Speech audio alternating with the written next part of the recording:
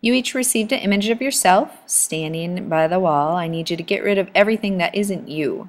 Go ahead and cut your image. Try not to cut off anything that belongs to you. If you have some negative space, like I do in my arm, you can use your scissors. It's slightly difficult. Or you can ask to come up and use an X-Acto knife. I have a really small area here, so I'm going to use an X-Acto knife to get right into that small area.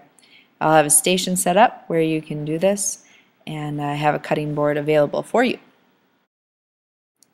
After you've cut your figure out, now it's time to draw. I'm going to start out with a horizon line.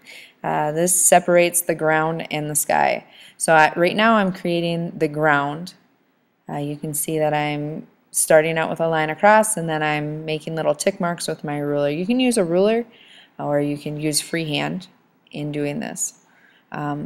As I'm creating the floor here, I'm creating tiles, and I'm trying to make them look like they're coming towards us. So my little tick marks are a little bit further apart down at the bottom, so I have an angle. I'm using the idea of 1-point perspective. Now I'm going to think about the wall behind me. Anything that you would see on the wall is what you want to include. So you'll see a window. That's what I'm working on right now.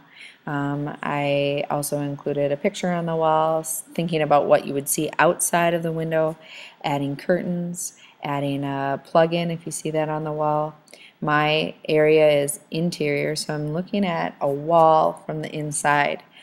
I want you to think about any little detail that you might include on that wall. After drawing my first design for my shadow and me, I decided it really didn't work well. What I decided would work better is to have my figure there available. So what I'm doing is I lowered my horizon line. That was helpful. I'm also sketching around my figure, and I'm kind of making sure that everything's going to fit right. As I'm drawing around my figure, I'm also drawing two of myself. One is up on the horizon line and one is below the horizon line. One's going to be the shadow and one's going to be where I will glue myself on, my image on. Now with the shadow itself, I can change the format or the way that I'm standing, the pose. So that's what I'm doing right now, is I'm taking kind of the idea of how I was standing before, and now I'm changing that figure in the background. This figure, when I'm drawing it, I'm thinking about the shadow painting the room. So that's kind of how I'm addressing this one and how I'm changing the pose.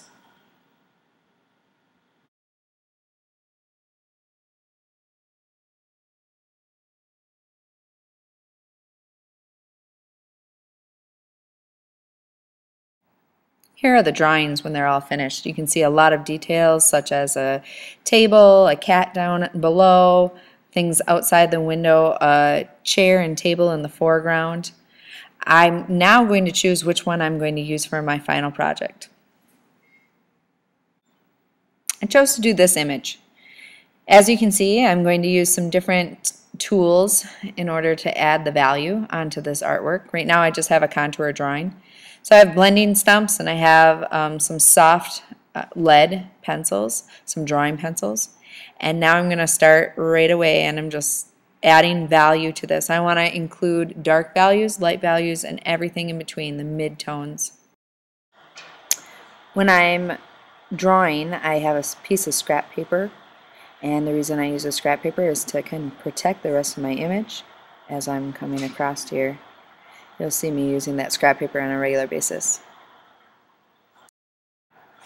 I'm going to continue to add as many different values as possible, adding the shadow being the darkest and adding values throughout the whole picture. To glue this down, we're going to use rubbing cement. You paint it onto the back using a scrap piece of paper, pick it up, place it on, make sure that it's all stuck down. You can trim off anything that needs to be trimmed.